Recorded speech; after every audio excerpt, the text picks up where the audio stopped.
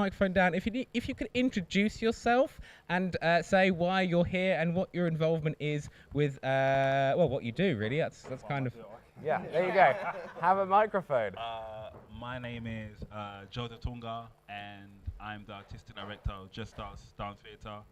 And yeah, I'm a dance artist, a creator, and I work within hip hop and contemporary dance. Hi, I'm Anthony Matsena. I'm the co-artistic director of Matsena Performance Theatre and a Sad as well as young associate choreographer. I make and dance. I'm Cher. I graduated from the place last year, so I'm a freelance dancer, artist, person. I'm also Anthony's dancer.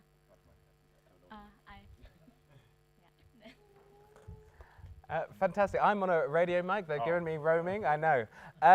So just to let you know how this Q&A will work, I've got some staged questions for the company. I think you know what's coming at you, maybe. There'll be a 5-10 minutes, and then we'll open it up to the audience where hopefully one of my friends from who was behind the bar will move the roaming right mic around the audience for our broadcast team. Thank you, friends. Good. So as we hopefully all know that today's conference from the Open European Societies was around the theme of migration. And I'm really interested to know how Crossings came to be as a collection of work. Yeah, maybe we start there. So I'll talk about, I think, my solo first. So Emily, my producer and partner, told me about the show, and it happened that I'm working on my new solo, Born to Manifest, and that kind of deals with the experiences of being a young black man in London, but also looking at my heritage coming from Cameroon to Britain and how that was. And that solo is kind of like a little snippet into my journey and what it means for me to be black British, my experiences, and it's just a collection of different thoughts and different people's experiences. Yeah. So Joseph contacted me about this performance and asked if we could share the duet we just performed here. It was originally created for Resolutions in January, and the kind of I think the inspiration for me was kind of looking back from where I'm from. So I fell in love with this South African deep house, and I challenged Cher to kind of get out of her own comfort zone and to kind of step into my world. So it was kind of, that's how we started, and then Cher was also sharing some of her own experiences in dance. So it was kind of this mix and matchup of different styles, which were mainly influenced by our heritage, I guess. I think just kind of like what he was talking about, like learning the African dance itself. Because I think at first I thought it was just for fun, like a warm-up. But I feel very privileged to be able to like do something like that, just because I feel like just not being from that culture and like seeing it and like knowing that it exists, and it's just something that is so powerful. Like I always feel like I can only stand outside and just watch and appreciate. But I think it's a very humbling thing to be able to like pick it up, to learn it with a lot of patience and find my inner groove, and just being able to perform it and share, even though like there is a lot of like, I'm not from that culture, I don't feel like I can do it, but just being able to do it together is quite empowering in that sense. I've been a very bad host. I haven't offered these people any water. So would you like any water? Great, lovely, excellent. Yeah, that's very good. So we'll make sure that happens before I kill them at the front here. So thank you for that. I'm interested in why is this important? Why now?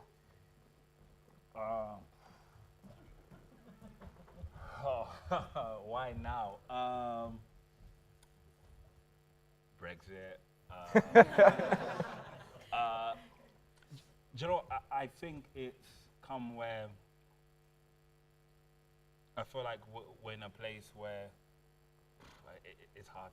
It's really hard. I know I want to say, yeah, Brexit has helped. I think in terms of people are being a lot more open about their opinions of other people's cultures and how they feel. And I thought at this time for me, it was the right time to kind of share my thoughts in terms of my experiences. Yeah, some of them are dark, but also some of them are happy. And the fact that like I'm proud to be British, I'm proud to be African, but I'm also proud to be European. It's kind of embracing that, and I wanted to share like my journey, because I think just for me seeing the news, me being a young black man, we're not being represented as much. So I thought it's a moment for me just to showcase the skills, the creativity that we have to share, and just say that we have got a voice. We're not all about this or that, what you say. We can also do other stuff. So that's kind of why the piece, I think, sits close to my heart. And also the piece is called I Was Born to Manifest. So it's kind of the question, what was I born to manifest when I look at society and where am I going? Yeah. So that's why I think it's quite relevant. Yeah.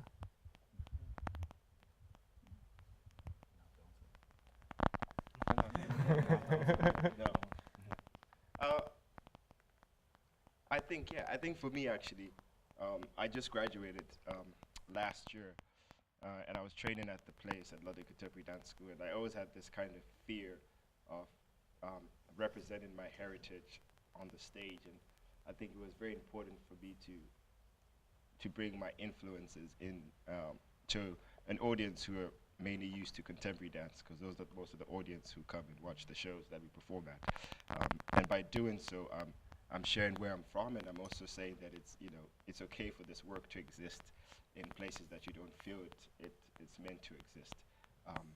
So it's kind of challenging audiences in the same way that I think society is being challenged to view and accept different cultures, with a kind of warmth and openness. And I think when Shay was speaking, that's what the process was about. It was sharing with love and openness, and even not being familiar about it was not an issue. It wasn't an issue. So I guess it's important that it's good to represent, your heritage, and also to share it in a way that people can open up to it and kind of try and understand where you're from without really judging you in a way. So, yeah. So I guess it was getting over that fear of not just showing contemporary work, but showing work that's kind of seamless, that's influenced by many different styles. Yeah. And is that something to do with the quality of dance itself, that ability to appeal to or to be able to communicate to audiences from different cultures and different backgrounds? By quality of dance, do you mean like the style of? Maybe.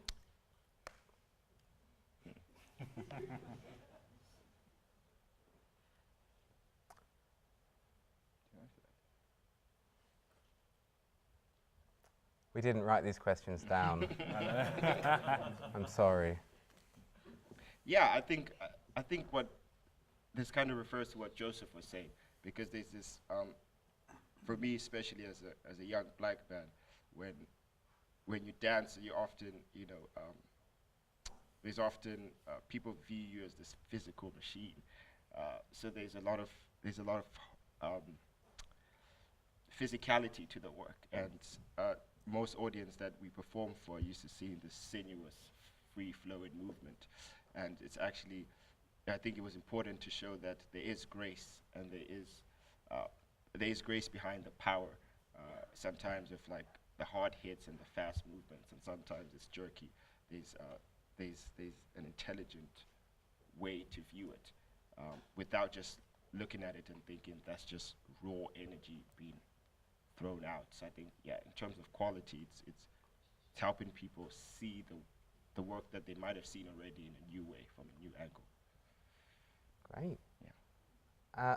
I from a personal point of view, I thought the softness of moments and the tenderness of moments pulled me in. I'm thinking particularly that I've got a very bad memory. The last piece, it was the last moment where you looked back, and I started laughing, and I don't know why I started laughing. It was because I thought I kind of wanted to wave as a child, going, "Oh, goodbye," and to see you again. I suppose my last question, and then I'll open it up to the audience, is to think about the music, and I wonder where cultural influences. How does this all work? So my one is I'm literally at the start of making, but part of working with my composer, the thing I said to him that I really wanted to resonate is that being brought up in East London had a big influence in me. So in terms of grime music, it had a big influence in terms of how I viewed the world, how I expressed myself. So within the music, that is something that I know that I want to represent the fact that I'm from a particular area in London. I'm not ashamed of that. It influenced me to the person I am today, and it's kind of something I want people to hear within the music, also my experience. Because I think the music plays a big role in terms of saying other stuff that I know physically I can't express. And the music hopefully can take people on a journey in terms of the voiceovers. Like as the piece gets bigger, you'll be able to hear different people's experiences about their own journeys within London. So I think it plays a big role in creating a narrative, but also an atmosphere for the piece.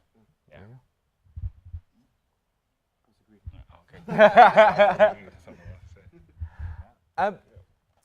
Maybe it's less interesting to hear from me and more interesting to hear from our audience. I wonder, do we have any somebody who is working behind the bar who can help move the microphone around the audience? They pop up. Can I have one of you, please? Thank you.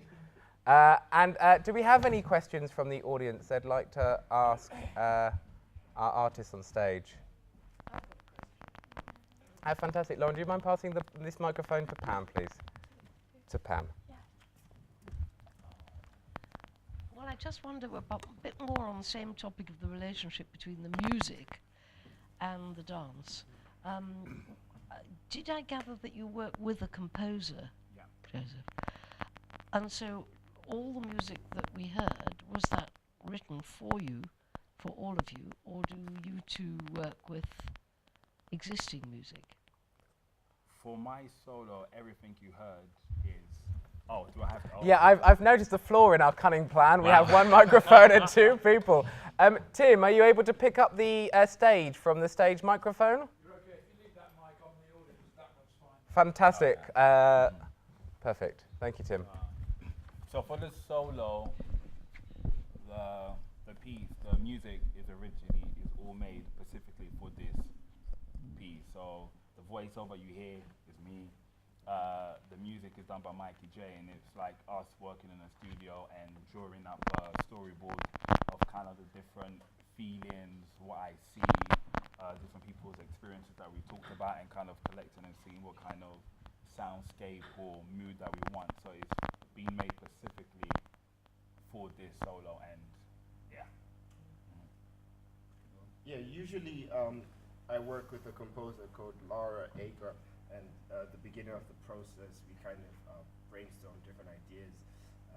We gather some different soundscapes and we work from there, and we kind of discuss what kind of sonic sound, sonic world we want to create.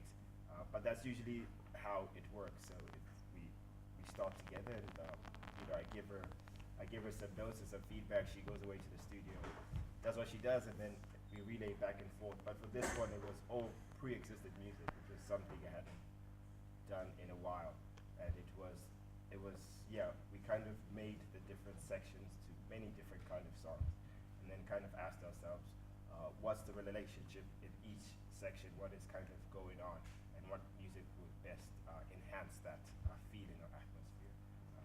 So the music you hear is like all over the place, many different cultures. But usually you work with the composer from the get-go, which is more satisfying because it feels like it's been made for you for this, and it feels special. It feels like it's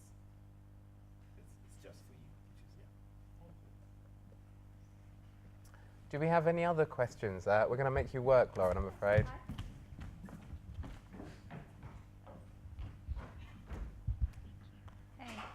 Hey, Joseph. I'm just curious on knowing a bit more about your choice on using the sounds and movements of monkeys and how that relates to maybe the concept of your piece.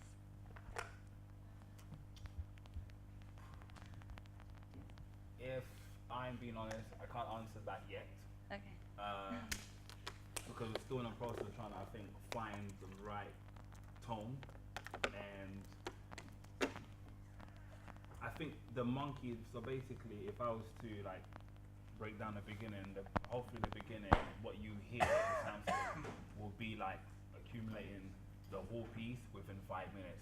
So the monkey will be part of it. You'll hear different things. So it will be like a rewind of what you're going to see. So right now, what you heard was like 1.5 minutes, and that's why I think the monkey stood out so much. But I think in the longer scheme of the piece, it won't just be like a little snippet. Because I think what I personally want stuff with the monkey noises is for it to be live, so it's not translated differently through music. So that's something we're still trying to find out the right tone, the right sound that we want to use. Yeah.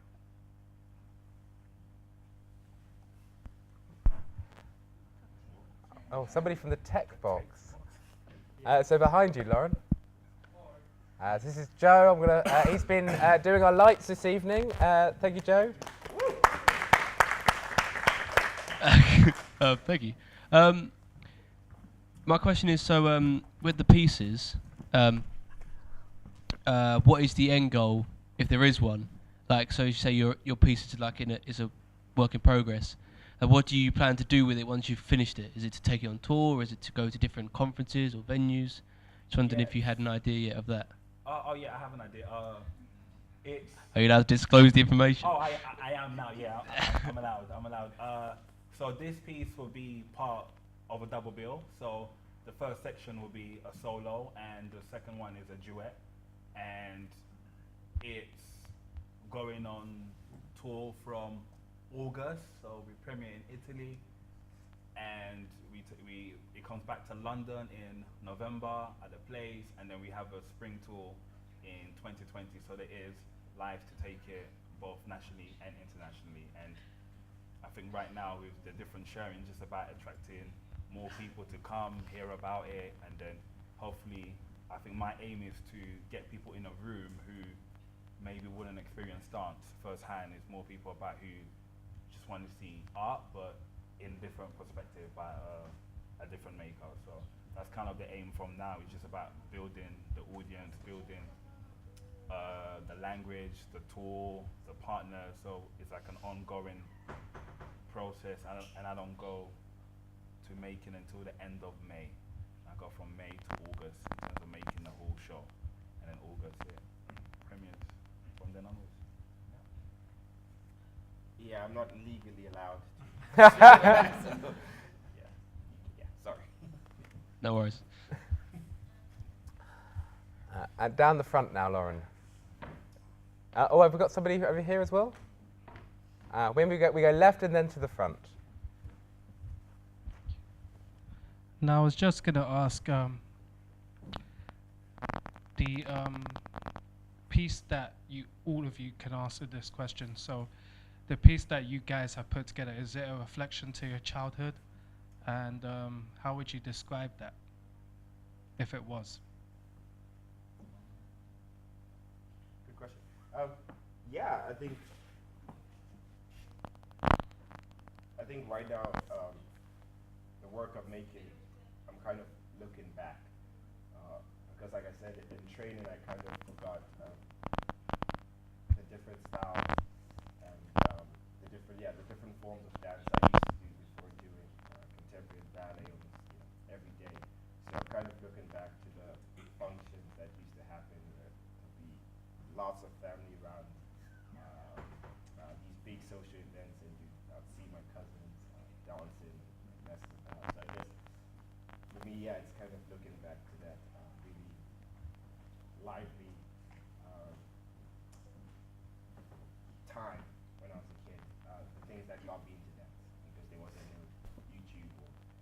theater is where I was from. So what got me to dance was seeing relatives do it and friends. So yeah. For me, it's not really like my childhood, but I would say if I could link it, doing it would be when I came over to London, just because like I've grown up all my life in Singapore, where I'm from, for like 18 years, and then I came over, and the first like few months were a struggle, but then because I went to a college in like Southeast London, so there were a lot of like people of color, and I was always like exposed to those things, but I was never really like invited in that sense to, not in a bad way, like invited to like learn or like be part of whatever that's going on. And I think being able to do it kind of like helps me to reflect on the time that I had back in college, which was really, it pushed me quite a lot out of like where I came from, really. Yeah. Yeah, I think it's definitely from like my childhood in terms of, I think this whole solo is based around, yeah, it's personal based on my experience, but it's also based around, I think, the different people that I have in my life that are close to us, and just seeing each other's experience and hearing about it and just trying to share light on each of our experiences. That's, I think, that's the aim of the solo. So it's just, yeah, sharing everyone's experience in terms of what it means to be whatever who you are. And I think we've got time for just one last question from our colleague from the front here.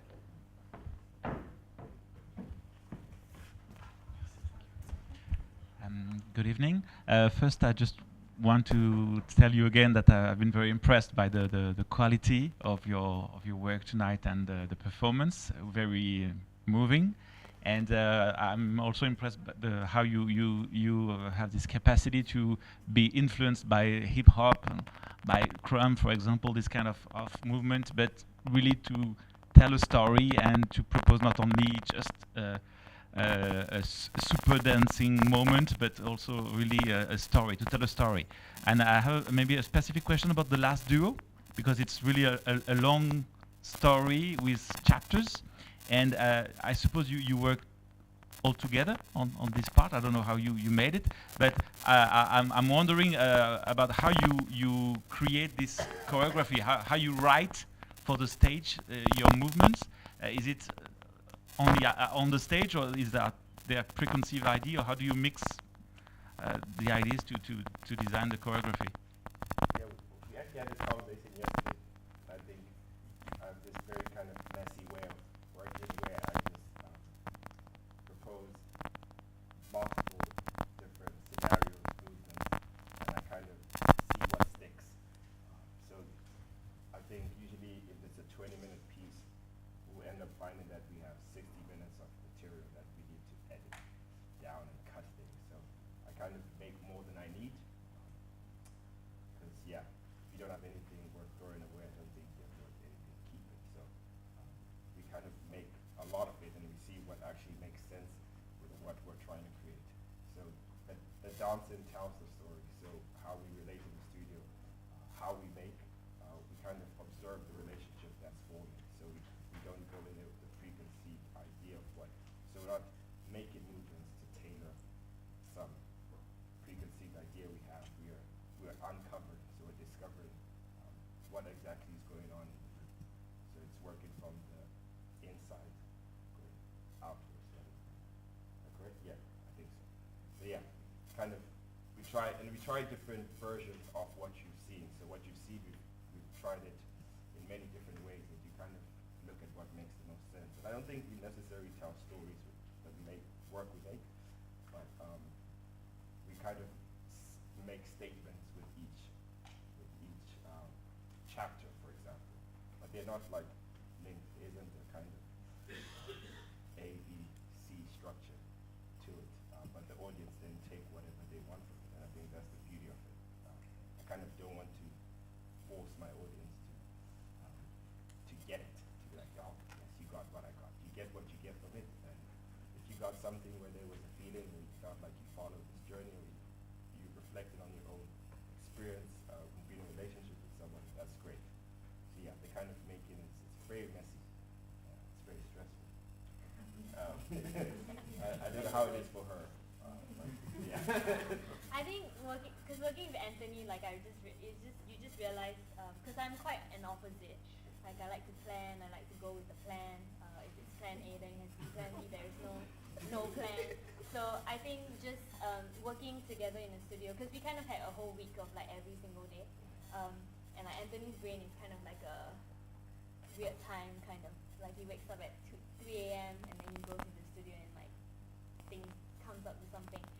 So I think I had to learn to just be spontaneous.